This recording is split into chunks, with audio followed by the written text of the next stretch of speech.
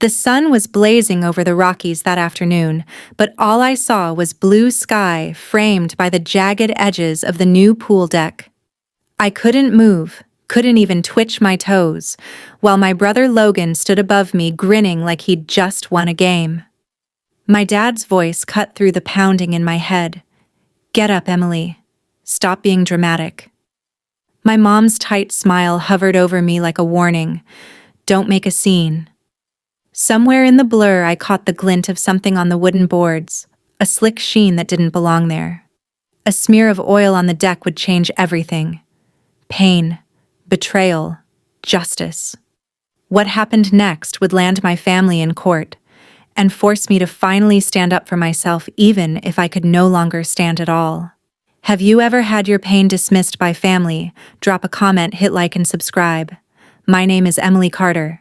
I'm 30 years old, and if you met me on a weekday morning, you'd probably find me in front of 3 computer screens, coffee cooling beside my keyboard buried in columns of data I'm paid to make sense of.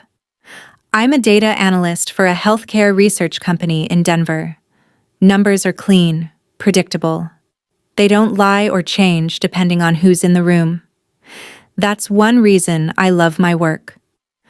My apartment sits on the edge of the city with floor-to-ceiling windows framing the Rocky Mountains like a moving painting. In the winter, the peaks wear a crown of snow. In summer, they glow gold at sunset. My balcony has 2 Adirondack chairs and a small table where I drink my coffee on quiet mornings. Picture the view, snow-capped peaks under a cloudless sky. It sounds idyllic, and in many ways it is. I built this life myself. I pay my own bills, plan my own trips, and buy furniture I actually like instead of what someone else approves of. I hike on weekends, take pottery classes on Tuesday nights, and I've kept a small, stubborn cactus alive for 4 years. But even with all that independence, there's a part of me that still aches for something I can't buy or schedule my family's respect. That's the part I wish I could delete like a bad line of code, but family ties have a way of slipping through the firewalls you set up. Growing up, respect in our household meant falling in line with what my parents wanted, or more often, what they wanted for my older brother Logan.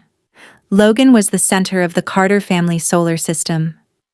I was just a satellite useful only when I orbited quietly and didn't cast a shadow. By high school, I'd learned the rules. Don't outshine him, don't contradict him, and for God's sake, don't expect our parents to take my side. The sting of those rules still finds me in the quiet hours when I'm cooking dinner for one or folding laundry and wondering why their voices live rent-free in my head. I tried to outrun it. I went to college in Oregon, 3 states, and an entire mountain range away. I took internships that turned into jobs that turned into a career. I dated, broke up, and tried again. I learned to fix a leaky faucet, to grill salmon, to choose friends who cared when I was sick, instead of calling me overly sensitive. And yet, no matter how much distance I put between me and Minneapolis, I'd still find myself answering calls from my mother with a knot in my stomach. I'd still agree to show up at important family events partly out of guilt, partly out of a desperate hope that maybe this time would be different. Hope is a stubborn thing. The Friday before Logan's 33rd birthday, my mom called while I was finishing up a quarterly report. Her voice had that bright, brittle tone she uses when she's already decided for me. "It would mean so much to your brother if you came," she said. "We're having a backyard party and your dad just had the new pool deck finished. Everyone will be there." By everyone, she meant Logan's friends, the same group that used to laugh when he humiliated me as a kid. I looked out at the mountains, their late afternoon shadows stretching across the foothills. I could think of a dozen better ways to spend my Saturday. Still, I heard myself say, "Fine. I'll be there." "Wonderful," she replied. Then with that old sharp edge, "And please dress nicely. You know how important appearances are to your father." That comment hit its target. I've traded the preppy, tight, smiling version of myself they preferred for jeans, boots, and clothes that let me breathe. But in the Carter household, Comfort is rebellion, and rebellion is a sin. After we hung up, I sat there for a long moment, my cursor blinking on the unfinished spreadsheet. I told myself it would be just one afternoon. I could smile, hand Logan a generic card with some cash, and leave as soon as it was polite. I didn't know that in less than 24 hours I'd be flat on my back staring at that same cloudless sky, realizing that the casual cruelty I'd endured my whole life had finally taken physical form. And this time, it wouldn't just leave a bruise, it would change everything. I grew up in the kind of neighborhood people call safe, where the lawns were trimmed, the mailboxes matched, and the neighbors waved as they watered their flowers. On the outside, the Carter family looked just like the rest: Dad in his pressed shirts, Mom with her perfect garden, 2 kids who supposedly excelled in school. Inside, it was a different climate, one with its own weather system. My dad, Richard Carter, believed emotions were weaknesses to be trained out like bad posture. He'd grown up with a military father and brought that same barracks mentality into our split-level home in the suburbs of Minneapolis. Pain is just weakness leaving the body, he'd say, whether I'd scraped my knee or come home crying from a bad day. Mom Karen played the role of peacemaker, but her peace always meant keeping my dad and Logan happy. She was like a thermostat set to Logan, adjusting the entire household to his comfort level. If I were sick, she'd sigh about making things harder for everyone. If Logan was sick, the house became a hospital wing. Logan was 3 years older, athletic, good-looking, in a clean-cut yearbook photo way, and skilled at making people believe he was charming. Underneath, he was a storm that everyone else learned to navigate. His pranks started small, hiding my homework, switching the sugar with salt, but he learned quickly that our parents wouldn't punish him. In their eyes, I was too sensitive, and he was just having fun. When I was 7, Logan shoved me off my bike in the driveway. I landed on the concrete, fracturing my wrist. I told Mom and Dad, but Logan got there first with his version. I fell on my own because I was clumsy. They believed him instantly. At the ER, Dad told me to be more careful next time, while Mom complained about the medical bills. It kept happening. At 12, Logan locked me in the basement during a thunderstorm, knowing I was terrified of the dark. By the time I pried the door open, my hands were shaking so hard I could barely turn the knob. When I told my parents, Mom told me to stop making up stories for attention. At 16, I'd worked for months on a science fair project, a solar-powered water filter. The night before it was due, Logan accidentally spilled soda all over it. I stayed up trying to fix it, but I failed the assignment. Dad told me not to procrastinate next time. Each incident became a layer in the wall between us. I learned not to expect help, not to expect fairness, and definitely not to expect to be believed. By high school, Logan had a fan club, coaches, teachers, even the neighbors. He was the quarterback, the good kid. I was the quiet one with good grades and no special shine. If I pushed back against him, I was accused of jealousy. If I stayed silent, I was invisible. The irony was, I was the one who got out first. I earned a scholarship to a university in Oregon and left home at 18. But even with 1,000 miles between us, the old dynamics followed me like a shadow. Holiday visits turned into tightrope walks, balancing on the line between speaking up and keeping the peace. When I started therapy at 25, my counselor had a name for it: the golden child's scapegoat dynamic. Logan could do no wrong, I could do no right. That label was like turning on a light in a room I didn't realize I'd been sitting in for decades. Still, knowing the pattern didn't make it any less powerful. Guilt has deep roots. If I skipped Christmas, Mom's voice would tremble on the phone. "It just doesn't feel the same without you." If I came home, I was reminded why I stayed away. The years built up like sediment, each layer holding tiny fossils of moments I'd rather forget. Logan laughing as my face burned, Dad's arms crossed while I tried to explain, Mom avoiding my eyes. And that's the thing about patterns, they don't break on their own. They escalate. I just didn't realize until that weekend in July that the same dismissive shrug that ignored my bruises at 7 would ignore something far more serious at 30. That the same just a joke that once meant salt in my cereal would one day mean oil on a deck. And that, when it happened, the people who should have been the first to help me would once again turn away. The Saturday of Logan's birthday dawned hot and cloudless, the kind of summer day that smelled like sunscreen and sizzling meat. I'd already decided I wasn't staying long. My plan was simple: arrive on time, smile, just enough, give him the card with cash, and leave before the alcohol really started flowing. The drive from Denver to my parents' house in Minneapolis took just over 12 hours, split into 2 days with a cheap motel in between. I could have flown, but something about the space of the drive helped me put my armor on. Mile after mile, I practiced my therapist's mantras. You can leave whenever you want. You are not a child here. Their opinion does not define your worth. When I pulled into their street, the first thing I saw was the gleam of the new pool deck-wide planks of golden wood, wrapping around an in-ground pool like a magazine spread.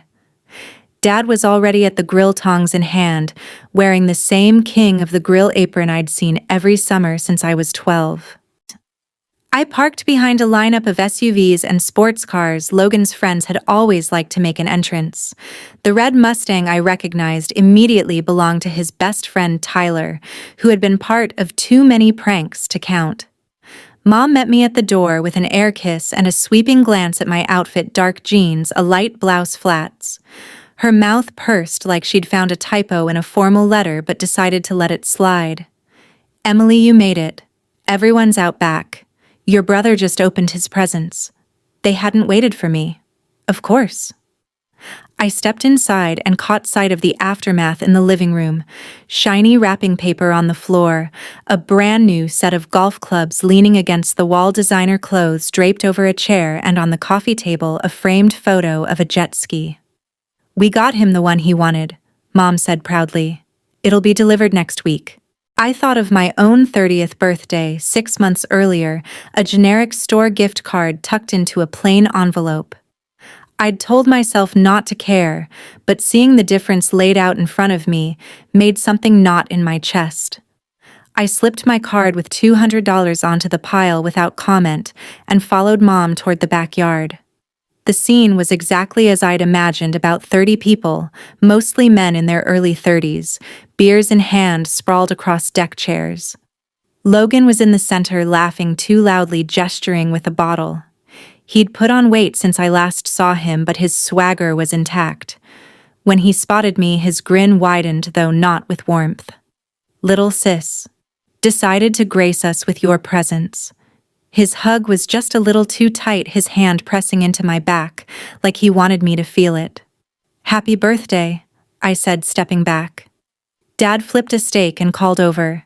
Cost me 20 grand, that deck. Brazilian hardwood. Slippery as glass when it's wet, but worth every penny. I filed that comment away without knowing why. For the next hour, I avoided Logan and his circle, finding the few spouses and girlfriends who seemed equally out of place. We talked about neutral things, vacations, work, the weather, while the laughter from Logan's group got louder, sharper. Then it happened, like it always did: the shift. Logan's stories started to involve me. Remember when we convinced Emily the neighbor's dog had rabies? He called out loud enough to pull the room's attention. She wouldn't go outside for a week, his friends roared. My cheeks burned. Tyler chimed in. Or when we switched her shampoo with hair removal cream. She had to wear hats for months. I was 14 when that happened. My parents had told me to stop being so dramatic. The laughter rolled over me like heat. I stood smoothing my blouse. I've got a long drive tomorrow, I said to no one in particular. But as I headed toward the sliding glass door, Logan stepped into my path, beer in hand, breath sour. Leaving so soon? Come on, have a drink with us. For old time's sake. No thanks. His smile hardened. Still the same uptight Emily. I tried to step around him, but he moved with me. My pulse quickened. I could feel eyes on us. Finally, he stepped back with an exaggerated bow, like he was doing me a favor. I walked toward the deck, toward the door to the house, my flats clicking against the wood. That's when I felt it, a strange slickness underfoot. Not water, not beer, something else. I glanced down. In the sun, the boards shimmered just slightly as if brushed with oil. I didn't know it yet, but that sheen was the line between my life before and my life after. I felt the slip happen before my brain could register it. 1 second I was walking, the next my right foot shot forward as if the ground had turned to ice. My arms flailed, searching for balance, but my left foot slid too, sending me backward. Time slowed.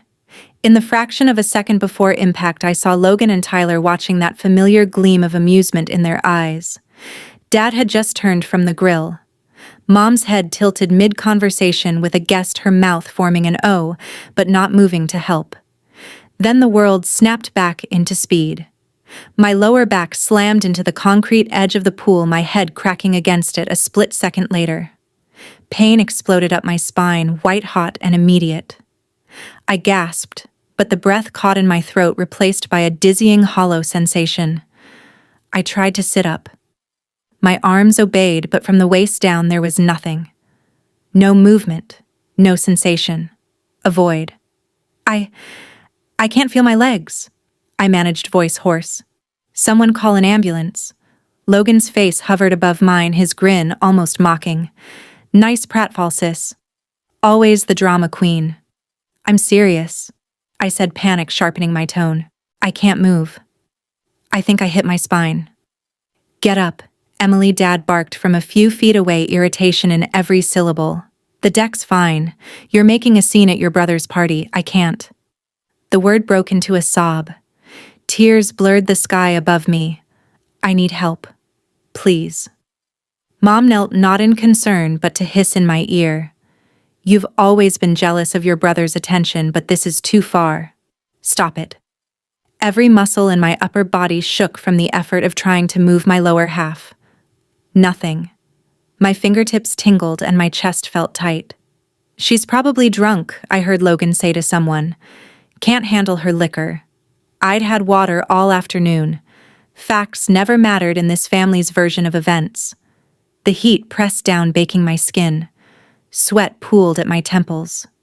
Somewhere deep, instinct screamed that something was terribly wrong. A metallic taste filled my mouth, and nausea twisted in my gut. Please, I whispered again. Weaker now. I need an ambulance. Dad turned back to the grill. Mom smoothed her dress, glanced toward the guests, and plastered on a smile. Everything's fine. Just a little tumble, she announced to the onlookers. That's when a new voice cut through, steady, firm. Excuse me, I'm a nurse. Let me through. A woman I didn't recognize knelt beside me. Her brown hair was pulled into a no-nonsense ponytail, her eyes scanning me with calm precision. Hi, I'm Rachel. Can you tell me your name? Emily Carter. Okay, Emily, don't move. Where's the pain? Worst my back. And I can't feel my legs. Her jaw tightened. We're calling 911. She pulled out her phone without hesitation. She doesn't need an ambulance, Mom snapped. She just needs to. Rachel didn't even look up. Ma'am, she's showing signs of a spinal cord injury. Moving her could cause permanent damage. For the first time all afternoon, I saw a flicker of uncertainty cross Mom's face. Rachel's hands were efficient, checking my pulse, asking if I could feel pressure on my legs. I couldn't. She told me to try wiggling my toes. Nothing. Somewhere behind her, Dad muttered about the deck being professionally sealed and perfectly safe. But Rachel reached down, touched the boards near my head, and rubbed her fingers together. Her gaze snapped toward Logan. This isn't water, she said, voice hardening. Feels like oil. My brother's expression faltered. The edges of his cocky smile crumbled. What did you do? Rachel asked. Logan glanced away. It was just a joke. I didn't think she'd... His voice trailed off. I closed my eyes.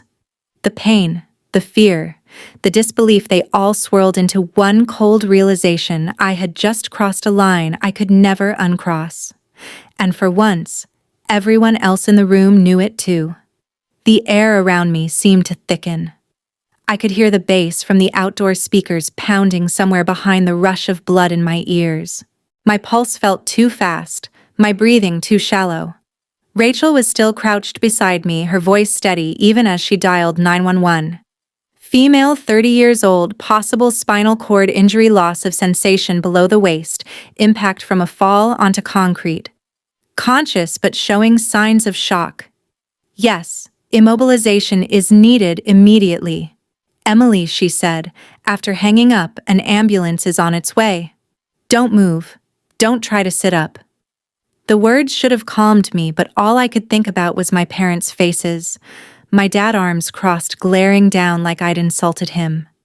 My mom, her lips pinched, scanning the crowd for witnesses instead of looking at me. What is this about an ambulance? Dad barked, finally stepping closer. His tone was sharp, like Rachel had just suggested tearing up his new deck.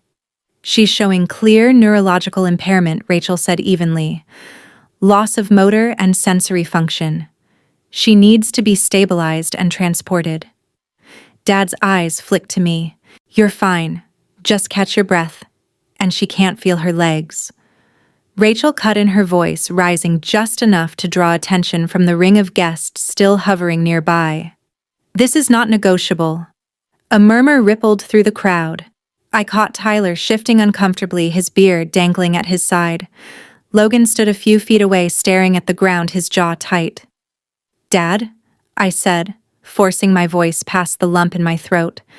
I can't move. Please. Just let them help me. For once, he didn't have a comeback. He looked away. The next few minutes blurred. The distant wail of sirens grew louder, mingling with the clink of ice in glasses and the smell of charred meat from the grill. Sweat trickled into my hairline. My fingers had started to tingle, my stomach churning with waves of nausea. Rachel stayed anchored beside me, one hand resting lightly on my shoulder to keep me still. You're going to be okay, she murmured. Help is almost here. When the paramedics arrived, their navy uniforms and calm urgency felt like the first real lifeline I'd seen all afternoon. A woman named Sarah knelt at my side, introducing herself and her team. We're going to put a cervical collar on you and move you onto a backboard. I need you to stay perfectly still. Rachel briefed them quickly, pointing out the sheen on the deck boards. One of the paramedics, a guy named Mike, crouched to examine it. He rubbed his fingers together just like Rachel had, his brow furrowing. Definitely oil-based, he said. Sarah looked over at Logan. Sir, do you know how this got here? He shifted, his wide eyes darting between Sarah and my father. It was just a joke. I didn't think she'd actually intentionally creating a slipping hazard that causes injury is not a joke, Sarah said flatly. That's reckless endangerment. A ripple went through the onlookers. Someone coughed. Someone else set their drink down a little too hard. They worked quickly, sliding the rigid collar around my neck, then positioning themselves on either side of me. On my count, Sarah said. 1, 2, 3. The log rolled onto the backboard, sending a jagged bolt of pain up my spine, stealing my breath. I couldn't stop the cry that escaped. I know it hurts. Sarah said, her voice gentler now. We'll give you something for the pain once you're secure. Straps tightened across my chest, hips, and legs, though I couldn't feel the ones below my waist. They lifted me onto the stretcher, the summer sky wheeling overhead as we moved. Blood pressure's low, one of them noted. Pulse, 128. They started an IV. Oxygen flowed cool over my face. For the first time since I'd fallen, I felt my body beginning to register safety, like someone else was finally in charge. Then Sarah's radio crackled. She exchanged a few quick words I couldn't catch, then looked at my father. Police will be here shortly. They'll want statements. Dad's face went red. That's not necessary. It is, Sarah said, already turning away. They wheeled me through the open sliding door and into the house. My head tipped just enough that I caught one last look at the backyard. Mom stood off to the side, arms wrapped around herself. Logan was still frozen in place, his party crown figurative if not literal slipping with each passing second. As we rolled out to the driveway, I saw the police cruiser pulling in lights, flashing silently. I closed my eyes, letting the oxygen and the hum of the wheels under me drown out the rest. For the first time in a very long time, I wasn't the one responsible for proving I was hurt. Someone else had seen it, and they were going to make sure it mattered. The ambulance rocked gently as we pulled away from my parents' house, sirens finally wailing. Sarah sat beside me, monitoring my vitals while Mike spoke quietly into a radio up front. My head throbbed with every bump in the road and a metallic tang lingered in my mouth. "You're doing great," Emily Sarah said, her tone calm but brisk. "We'll be at Denver General in under 10 minutes. I focused on her voice, trying not to picture my parents' faces as the police cruiser rolled in. Then Mike leaned back from the front compartment. "We got confirmation from the officers on scene. They tested the surface where she fell. It's deck oil, fresh application concentrated in one area." Sarah's jaw tightened. "Was there any indication it was accidental?" Mike shook his head. "Witness statements suggest otherwise." I didn't need them to say Logan's name. Sarah glanced at me. "Emily, did you see who put the oil there?" "I didn't," I said, my voice raspy. "But..." Logan was standing nearby when I fell. He looked. I hesitated. He looked like he was waiting for it to happen.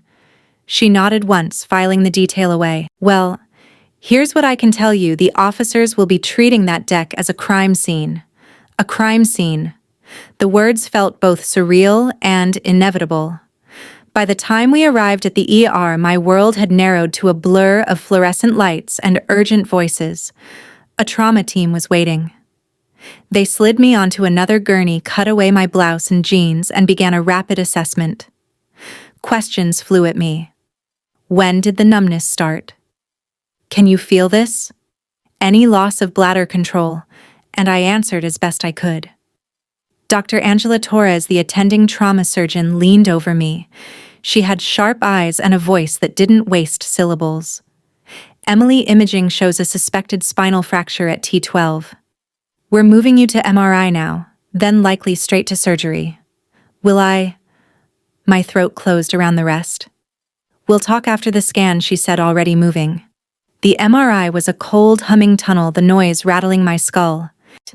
I closed my eyes and thought about how quickly everything had shifted from my plan to stay 2 hours and leave, to being strapped to a backboard, to hearing the words, "crime scene." When they wheeled me into pre-op, Sarah reappeared, mask hanging loosely around her neck. "Before you go in, there's something you should know." The officers took Logan into custody for questioning. Apparently, he admitted to putting the oil on the deck as a joke. I stared at her, my mind slow to absorb it. "He admitted it." She nodded. "Said he thought you'd just slip a little, maybe fall in the pool. Didn't think it would be serious." The absurdity hit me like another blow to the spine. He'd weaponized our history, turned decades of harmless fun into something that could leave me unable to walk, and still expected it to be brushed off. "They're also looking at your parents," Sarah continued, "for delaying medical care. Under state law, that can be considered negligence if it worsens the injury." My chest tightened, not from pain, but from the collision of anger and something colder. This was the escalation I'd always feared and never fully believed would happen. The OR doors swung open. Sarah squeezed my hand. "We'll be here when you wake up." Surgery blurred into dreams of water and oil, and voices telling me to walk it off. When I surfaced again hours later, my throat was raw from the breathing tube, and my back felt caged in metal. Dr. Torres stood at my bedside. "We stabilized your spine with rods and screws," she said. "It's an incomplete spinal cord injury. Some motor and sensory pathways remain intact, but we can't predict recovery yet. Early rehab will be critical." I nodded faintly, too exhausted to speak. The next morning, 2 women in plain clothes arrived at my hospital room. They introduced themselves as Detective Maya Sullivan and Officer Grace Chen. After confirming my ID, Sullivan began. We've taken statements from multiple witnesses. We also have photographic and physical evidence from the deck. Your brother admitted to applying deck oil directly where you fell. The viscosity and spread pattern match his description. I listened, my hands gripping the blanket. And my parents. Chen glanced at Sullivan, then said, "They're being investigated for failure to render aid. Witnesses report they discouraged calling 911 for at least 15 minutes after you reported you couldn't feel your legs. 15 minutes. Long enough for swelling in my spinal cord to worsen. Long enough to potentially change the rest of my life. You'll also have the option to file a civil claim," Sullivan added. "Given the medical expenses you'll face, it's something to consider." I thought about my apartment's narrow bathroom doorways, the stairs leading up to it, and the job that kept me on my feet most of the day. The detectives took my formal statement, carefully recording each detail I could remember, from the slick boards under my flats to the way Logan's voice had tightened when I said no to his drink. They didn't rush me. They didn't doubt me. When they left, the room was quiet except for the steady beep of the monitor. I stared at the ceiling tiles, their uniform squares almost hypnotic. For years, I'd wondered what it would take for someone to believe me over him. Now I knew it took blood, bone, and the undeniable weight of a body that wouldn't respond. And somewhere beyond my hospital window, the investigation that could fracture my family forever was just beginning. The hospital room was quiet except for the hum of the IV pump and the occasional muffled announcement from the hallway. I lay there staring at the ceiling, feeling the weight of the detective's visit still pressing against my chest. They'd confirmed what I already knew in my gut: Logan had done it on purpose. And my parents had stood there watching me beg for help and decided their version of the truth mattered more than my actual life. A knock on the door broke the silence. A woman in her early 40s stepped in carrying a leather briefcase. Her dark hair was pulled into a low bun and her suit was sharp enough to slice through excuses. "Emily Carter. I'm Assistant District Attorney Laura Kim." "May I sit?" I nodded, adjusting my pillows. She settled into the chair beside the bed and opened a folder. "First, I want you to know the criminal investigation is moving forward. We have enough evidence to charge your brother with felony reckless endangerment resulting in serious bodily harm. If convicted, he could face up to 10 years. Your parents are under review for criminal negligence and failure to render aid, also serious charges." Her tone was steady, professional, but there was an undercurrent of something more, like she'd seen too many families implode in her line of work. "I also need to ask," she continued, "if you've considered pursuing a civil suit. The state can prosecute for the criminal aspect, but that won't address your medical bills, lost income, or long-term care needs." I swallowed. I don't know if I can go through that. It's my family." Laura didn't flinch. "It's also your future. Spinal cord injuries can cost millions over a lifetime. Insurance rarely covers everything: home modifications, mobility devices, and in-home care. A civil judgment could secure those resources." Her words sat heavy in my mind. I'd spent so long telling myself I could survive on my own, but I couldn't ignore the numbers. My apartment had stairs. My job kept me on my feet most of the day. My bank account had savings for maybe 6 months of expenses, not for this. Laura handed me a business card. "Mark Ellison, personal injury attorney. He's one of the best with spinal injury cases. If you give me permission, I'll have him contact you." After she left, I stared at the card for a long time. Was I really going to sue my own parents and brother? The thought made my stomach turn, but then I pictured the way Dad had turned back to the grill, Mom smoothing her dress for the guests, Logan grinning as I lay on the concrete, unable to move. Was I selfish for choosing myself? That question rattled through me, sharp and insistent. But my therapist's voice from long ago floated back. Self-preservation is not selfishness. It's survival. The next morning, Mark Ellison arrived.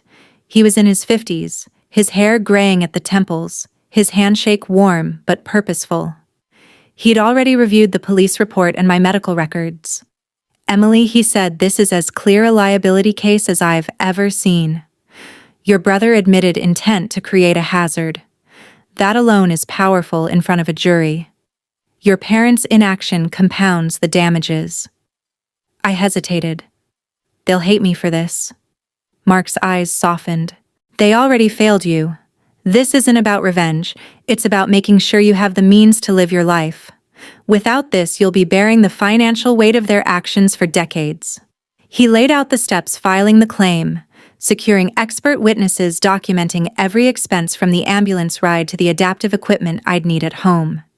He spoke in concrete terms: settlement ranges, insurance caps, asset evaluations, turning my injury into a ledger of numbers. It felt cold, almost transactional, but I realized I needed that. Feelings had always been used against me and my family. Facts and figures might finally be my armor. I agreed to let him take the case. That afternoon, Rachel, the nurse who'd stepped in at the party, stopped by my room. She brought a small bouquet of wildflowers and a folded note.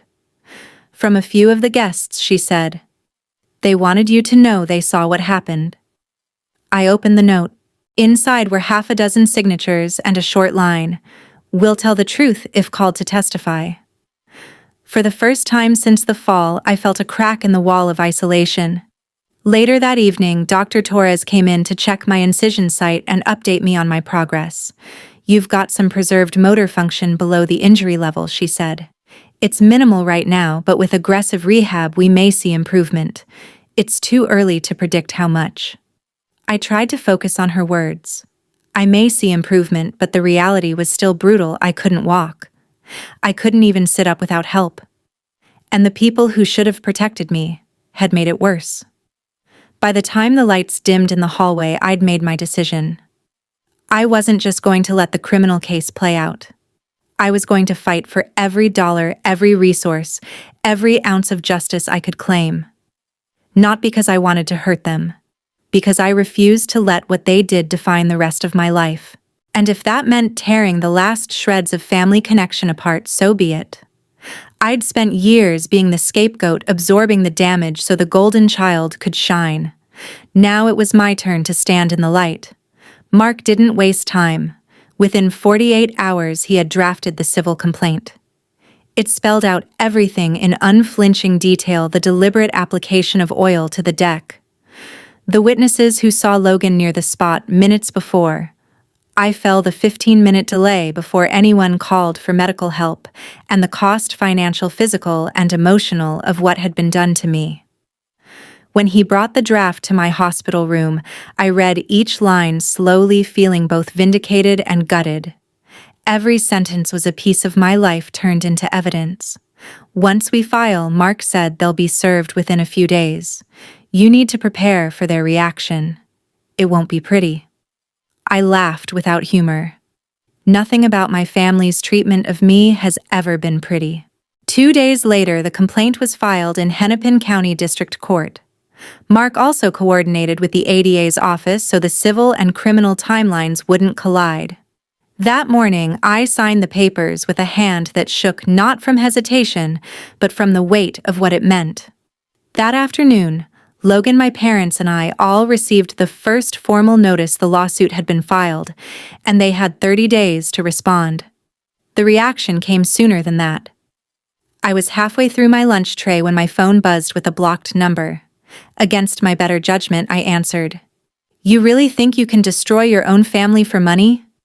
My mother's voice was sharp, almost unfamiliar in its coldness. I swallowed hard. "This isn't about money. It's about surviving what you did to me." "What did we do?" she scoffed. "You slipped, Emily. Logan made a stupid mistake and you're turning it into a payday." The old guilt tried to creep in, but I pushed it down. A mistake is forgetting my birthday. A mistake isn't creating a hazard and laughing when I'm on the ground unable to move. And standing there while I begged for help, that was a choice. Her voice wavered for the first time. "Do you have any idea what this will do to your father? To Logan?" I thought of the scar down my back. The nights waking up drenched in pain, the wheelchair I now needed to get to the bathroom. Do you have any idea what this has done to me? She hung up without another word. 2 hours later, Mark called to warn me. Your parents' attorney reached out. They're angry, but they'll have to respond formally. Also be ready for them to try to spin the narrative publicly. I've seen this before. He was right. By the next morning, a local gossip blog had posted a vague family feud item citing sources close to the family, claiming I was exaggerating my injuries for a lawsuit. No names were mentioned, but the implication was obvious to anyone who knew us. Mark handled it with the same calm precision he'd shown since day one. We stick to the facts. Let them spin stories. We'll produce medical records, sworn statements, and forensic evidence. The criminal side moved forward, too. Logan's arraignment was set for the following month. I didn't plan to attend in person. I wasn't ready to be in the same room with him, but Laura promised to keep me updated on every development. Meanwhile, the detectives scheduled me for a recorded deposition both for the criminal case and as part of the civil discovery process. Sitting in that conference room with Mark beside me and a court reporter transcribing every word I told the story, from start to finish, the party, the pranks, the fall, the numbness, the words my family chose instead of help. Every detail felt like reopening a wound, but I forced myself to keep going. When the session ended, Mark leaned toward me. You did exactly what you needed to. Clear, factual, consistent. That matters. I wish I could say I felt relief, but the truth was, the pressure only built. Every day I wondered what version of events my parents were telling themselves, or the neighbors, or anyone willing to listen. I knew how good they were at rewriting history. Then came the certified letter. Inside was their formal legal response, a blanket denial of liability claiming my fall was due to my own inattention, and that any delay in seeking medical help was reasonable under the circumstances. I read it twice, then handed it to Mark. Reasonable, I said. I told them I couldn't feel my legs. Mark nodded grimly. This is standard. They're protecting themselves. But their words don't erase the evidence or the witnesses. That night alone in my hospital bed, I thought about the irony. For years, they'd accused me of overreacting, of making things up. Now, even with photographs, medical scans, and half a dozen people ready to testify, they were still trying to turn my reality into a question mark. But this time, the difference was simple. They didn't get to be the ones holding the pen. The weeks that followed felt like living in two timelines at once. In one, I was a patient waking to the beeping of monitors, attending physical therapy sessions twice a day, learning how to shift from bed to wheelchair without wrenching my back. On the other hand, I was a plaintiff fielding calls from Mark, about deposition dates from Laura, about the criminal case from the investigator gathering every scrap of proof. Some mornings, I'd be practicing seated core exercises with my physical therapist when my phone buzzed with an email about court scheduling. By afternoon, I'd be reviewing a list of potential witnesses, while an aide helped me into the shower chair. The lines between my recovery and my fight for justice blurred until they were almost the same thing.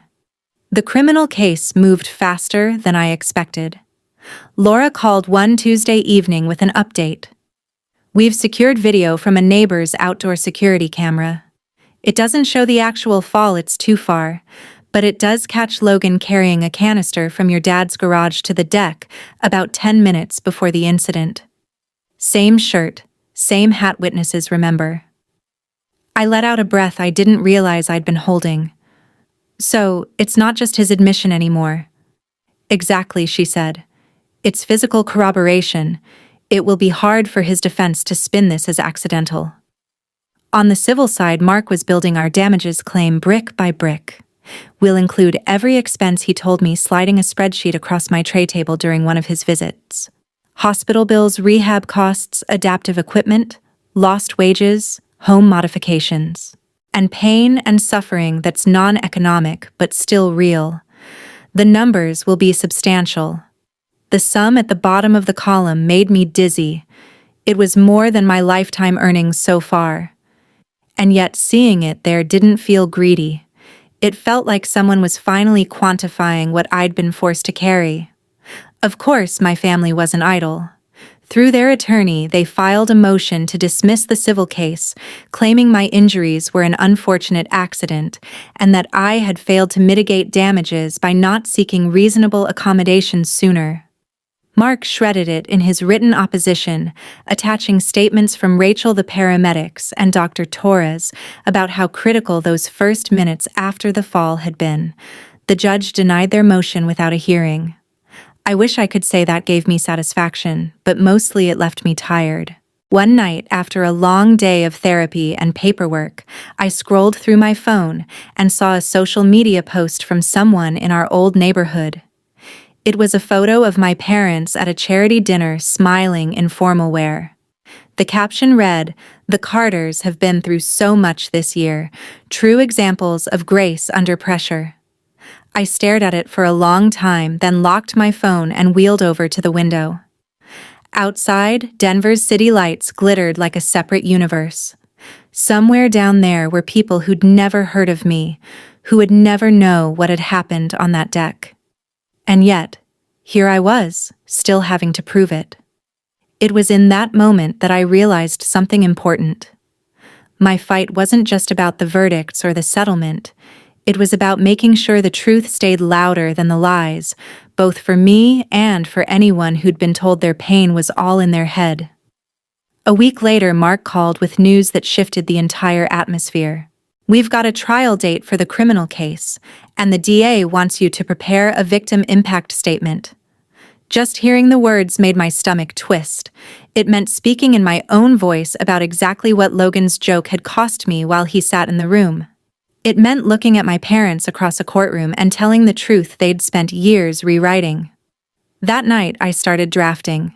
I wrote about the fall, the numbness, the way my father told me to walk it off while I couldn't even move. I wrote about learning to catheterize myself, about the sound of my wheelchair echoing in my apartment, about the friends who had to install a ramp at my front door so I could come home. And I wrote about Rachel's voice, firm and unwavering, cutting through the noise that day, the first person to see me and believe me. By the time I put my pen down, I realized my hands were shaking. Not from fear, but from the adrenaline of naming things out loud that my family had always tried to erase. The next morning, I gave the draft to Laura. She read it silently, then looked up and said, "It's powerful, Emily. And it's yours. No one can take that from you." As the court dates drew closer, the air in my life seemed to hum with tension. Friends dropped by with casseroles and encouragement. My therapist, Dr. Claire, helped me rehearse how to breathe through the moments I'd want to shut down. And Mark kept reminding me that every document filed, every deposition taken, was another step toward the finish line. The night before Logan's arraignment, I lay in bed staring at the ceiling, thinking about the deck, the oil, the seconds before my foot slipped. For years, those kinds of moments had been dismissed as bad luck or me being clumsy. This time, there would be a record. This time, there would be consequences. And that's when it hit me, win or lose. I was already doing the thing I'd spent my whole life afraid to do. I was standing up to them. Pain, betrayal, justice. The first two had been forced on me. The last one I was taking for myself. Have you ever uncovered the truth about a family betrayal and fought to make it known? Share your story. In the comments, someone out there might need to hear it. The courtroom was colder than I expected. Not just from the air conditioning, but from the way everything felt. Contained. Polished wood, clean lines, no wasted movement. The kind of place where truth was meant to stand on its own. I wheeled in beside Mark, my victim impact statement folded neatly in my lap. Across the aisle, Logan sat with his attorney wearing a navy suit that didn't quite hide the slump in his shoulders. My parents were behind him, Karen's hands clasped tight around a tissue, Richard staring straight ahead like he could will himself invisible. Judge Harper read the charges aloud: felony reckless endangerment resulting in serious bodily harm. The words landed in the air with weight. Logan's attorney entered a guilty plea as part of the deal. Laura had negotiated 5 years with 2 in prison and 3 on probation. But before sentencing, the court allowed me to speak. Mark gave me a small nod. I wheeled forward until I was centered at the podium. My voice trembled at first, but it steadied as I went on. I came to my brother's birthday party expecting an afternoon of polite small talk and an early exit. I was left in an ambulance strapped to a backboard, unable to feel my legs. That wasn't an accident. It was a choice, a deliberate act, dressed up as a joke. In the moments after I fell, I begged my family for help. My father told me to walk it off. My mother accused me of making a scene. I lay on the ground terrified while the people who should have cared the most decided that my comfort mattered more than my life. Since that day, every part of my existence has changed. I've learned how to catheterize myself, how to navigate my apartment in a wheelchair, and how to shower sitting down. I've woken up in the middle of the night with pain so sharp it stole my breath. I've stared at my own legs, willing them to move, and gotten nothing in return. And yet, I paused, feeling the room lean in. I'm still here. I'm here because strangers believed me when my own family didn't. I'm here because justice exists outside of the stories my family tells about me. And I'm here to say that what happened was not harmless. It was not funny. It was an act that will follow me for the rest of my life. I looked directly at Logan. And now it will follow you too. When I finished, the silence was heavy. Judge Harper thanked me, then delivered the sentence exactly as negotiated. Logan's face barely moved, but I saw the moment the number 2 years in prison really registered. Afterward, in the hallway, Laura clasped my hand. You did exactly what you needed to. That statement will matter, Emily. It's on the record forever. The civil trial came a few months later, and this time there was no plea deal. We presented every piece of evidence: Rachel's testimony about the scene, the paramedics' reports, Dr. Torres's medical opinion on how the delay in aid may have worsened my outcome, the neighbor's video showing Logan carrying the oil canister. Mark was surgical in his questioning. He laid out the timeline second by second, showing exactly how my brother's actions and my parents' inaction fit together into the perfect storm that left me partially paralyzed. Their attorney tried to cast doubt, suggesting the fall could have happened without the oil. But the forensic expert we'd hired dismantled that in minutes, explaining how the oil's viscosity and spread pattern were consistent with a deliberate pour in a concentrated area. When it was my turn to testify, I told the truth as plainly as I could. I described the slickness under my feet, the laughter, the disbelief in my parents' eyes.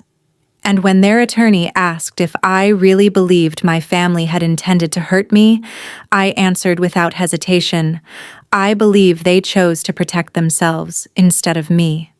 And that choice hurt me as much as the fall. The jury deliberated for less than a day, their verdict liable across the board. The award was substantial enough to cover my current medical bills, the adaptive renovations to my home, and create a long-term care fund. When the judge read the decision, I felt something I hadn't felt in years, an unshakable sense that my reality was no longer up for debate.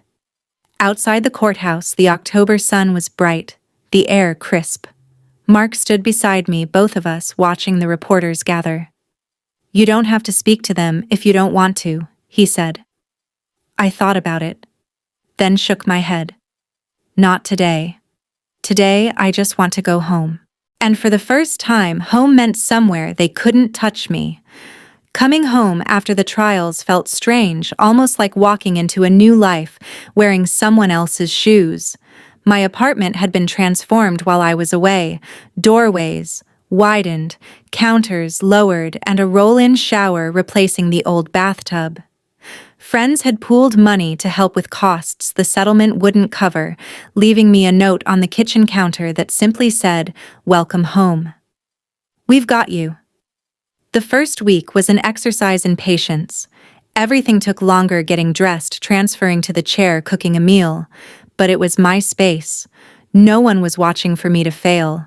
No one was rewriting my experience as it happened. Physical therapy continued 3 times a week. My new therapist, Jake, was relentless in the best way. He pushed me past what I thought I could do, standing between parallel bars, taking slow, labored steps with specialized braces. Every inch felt like a victory. "You're stronger than you think," he'd say, grinning when I managed one more rep. Outside of therapy, I started reconnecting with pieces of myself I'd put on hold. Rachel, the nurse who had stood her ground that day, became a regular visitor. We'd sit in my living room with coffee, talking about everything from medical horror stories to the best takeout in Denver. She never tiptoed around my injury, she just accepted it as part of the landscape, not the whole map. Through a local advocacy group, I met others living with spinal cord injuries. Some were years into their recovery, others were just starting. We shared tips on navigating insurance, finding accessible hiking trails, and dealing with the emotional weight of it all. One evening during a group dinner, a younger woman named Lila leaned toward me and whispered, "I watched your case on the news. It made me feel like maybe people will believe me when I tell my story." That moment alone made every exhausting court date worth it. Slowly, a chosen family formed around me, people who showed up without needing to be asked, who didn't measure my value against some outdated family loyalty. There was Rachel, my attorney Mark, who still checked in even though the case was closed, Jake from therapy, and Lila, who started coming over for movie nights. And then, there was Thomas. We met at a fundraiser for the rehab center. He was a physical therapist specializing in neurological injuries. At first, I kept him at arm's length. I wasn't sure I could navigate romance when so much of my life felt like rebuilding from the ground up. But Thomas had a quiet patience that made it easy to breathe around him. He never treated me like I was fragile, but he noticed when I was tired and needed to stop. One Saturday morning, we sat on the balcony, the Rockies spread out in the distance. He handed me a mug of tea and said, "You know, you don't have to be in fight mode all the time. It's okay to just be." Something in me eased at those words. By autumn, I'd started volunteering as a peer mentor at the rehab center, visiting patients who were where I'd been a year before, terrified, angry, and unsure if life could ever be good again. I told them the truth. It wouldn't be the same, but it could still be full. I shared what I'd learned: how to ask for help without apology, how to fight insurance denials, how to stand your ground even when the people hurting you share your last name. It was in those moments, sitting by hospital beds and seeing recognition in someone else's eyes, that I realized I'd reclaimed something bigger than mobility. I'd reclaimed my voice. One evening, as the sun set over the mountains, I rolled to the balcony and watched the sky fade from gold to deep purple. The air smelled of wood smoke from somewhere nearby. Inside, the kettle began to whistle, and I heard Thomas moving in the kitchen. For the first time in years, I felt it, not the absence of pain, but the presence of peace. A year after the verdict, I stood, with the help of braces at the ribbon cutting for the new accessibility wing at the rehab center. They'd asked me to speak not just because I was a former patient, but because part of the funding had come from the advocacy grant I'd set up with a portion of my settlement. The crowd was small staff patients, a few local officials, but as I looked out, I saw Rachel near the back, arms crossed with a proud smile. Jake gave me a thumbs up from the front row. Thomas stood to the side, ready to catch me if my knees buckled. I took a breath and began. 2 years ago, I came to a family party expecting to leave with nothing more than a polite goodbye.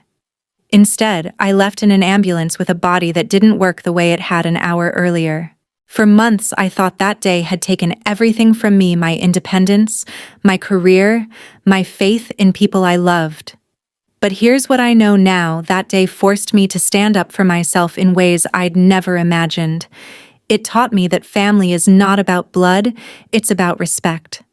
It showed me that even in the face of betrayal, you can reclaim your worth. I glanced at the banner behind me. From betrayal to peace. It had been my suggestion, and seeing it printed there felt like closing a circle. My journey hasn't been easy, I continued. I still have pain. I still use a wheelchair most days.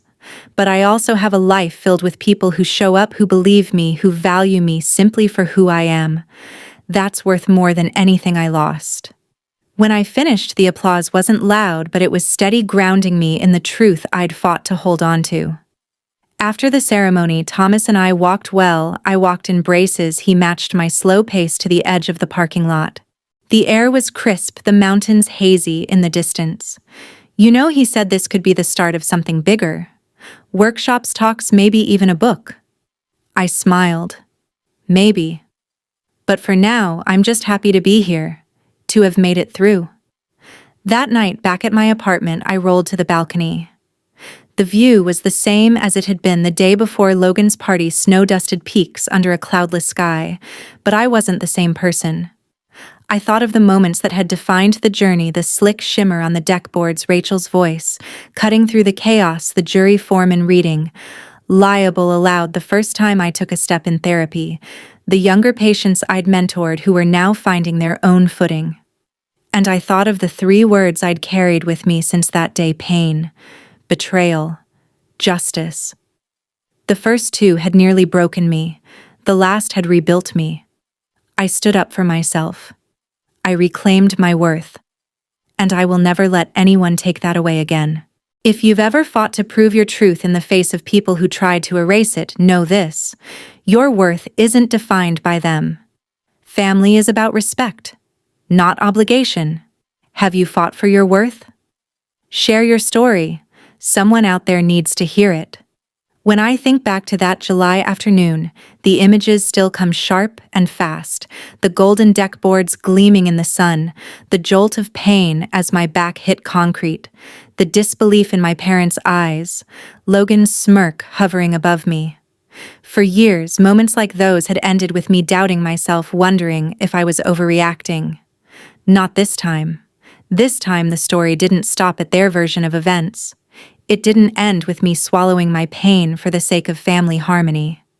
It continued into courtrooms, into witness testimony, into verdicts that said in black and white I was telling the truth. And beyond the courtrooms, it continued into a new life, one that wasn't about proving my worth to people who'd never see it, but about living that worth every single day. The fight cost me. I won't pretend it didn't. There are still days when the pain is sharp enough to pull me out of sleep.